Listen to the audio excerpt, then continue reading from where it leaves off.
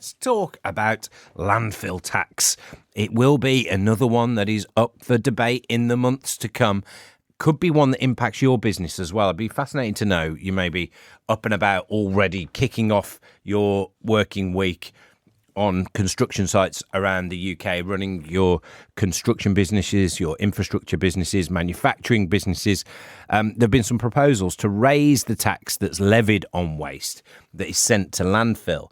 And there's been some increasing concerns from businesses across England and Northern Ireland where this tax and the policy proposals from the UK government will have an impact. It's devolved this tax in Scotland and Wales. So it currently costs £126 in tax to send a tonne of waste to landfill. But for certain less polluting materials, stone, topsoil, concrete, that levy actually falls to just over £4 a tonne. But the Treasury wants to tax all waste that goes to landfill at a standard rate of £126.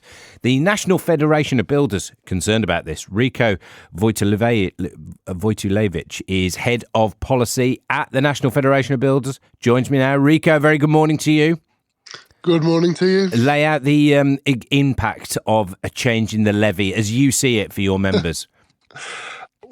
Well, if you're a house builder, the price per home could go up between £400 currently to potentially £6,000 to £25,000 per home.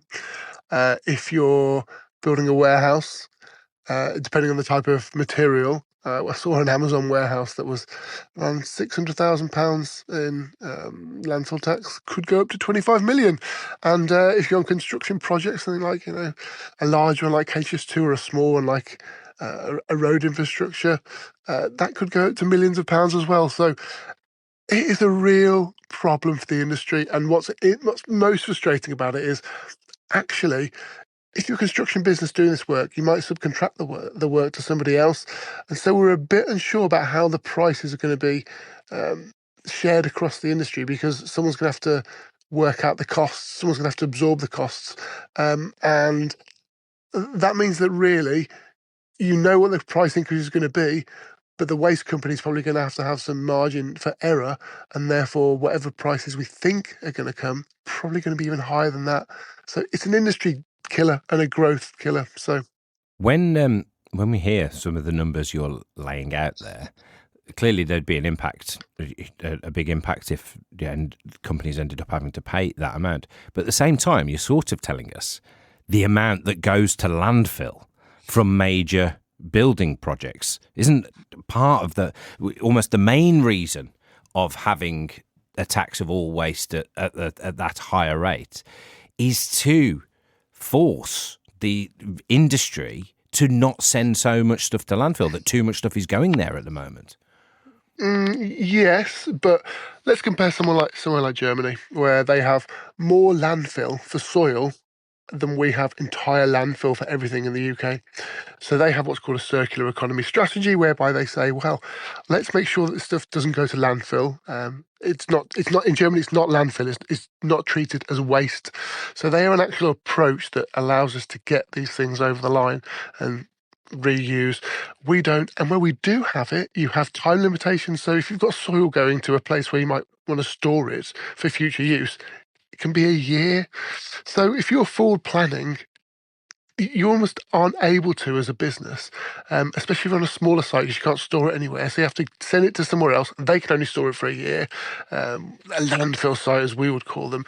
So while we agree with the government, and actually, so this is from the Department for Agriculture and Rural Affairs. It's their policy, and Treasury are trying to make it work. But to Treasury's credit, they've been really engaging with industry. But I think they've suddenly realised, actually, it's not as easy as it all seems.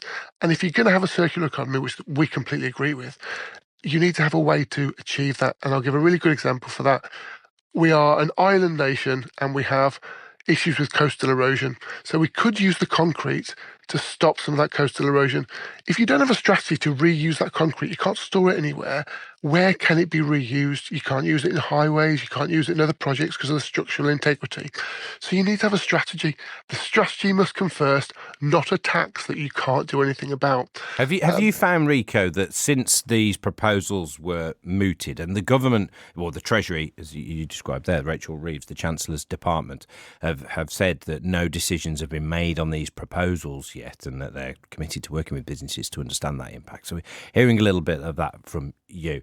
But since these proposals were put out there, have you actually noticed maybe an increased urgency amongst industry, amongst builders, to find alternative sustainable ways to using this waste, to be able to put that to Treasury, maybe a little bit prioritising it a bit more than was being done in the past? I think it's yes, to an extent, because, as a trade federation, we're putting out guidance for members. But actually, when you start speaking to members, they're doing all this stuff anyway. If they're limited by what they can do and where they can do it and how they can do it, it's not up to them. And there's an impact here on quarries. So this policy is 2030, so probably one development project away. But in 2027, they want to impact quarries. And it means that quarries who don't have to pay and they're backfilling it all, they might be charged a full amount, which means that price of materials will go up. It means they might have to close because they have to get a different type of license. Even if they're doing all the right things, not putting any, non-lower rate stuff in, so polluting materials, if they're not putting that stuff in, they're still going to be impacted because the government's worried about waste crime. So industry is already doing a hell of a lot. Problem is that we're not able to do as much as the government wants, and that should be in place first. Rico, thank you very much for being with us this morning. Rico Vojtilevich, their head of policy at the National Federation of Builders.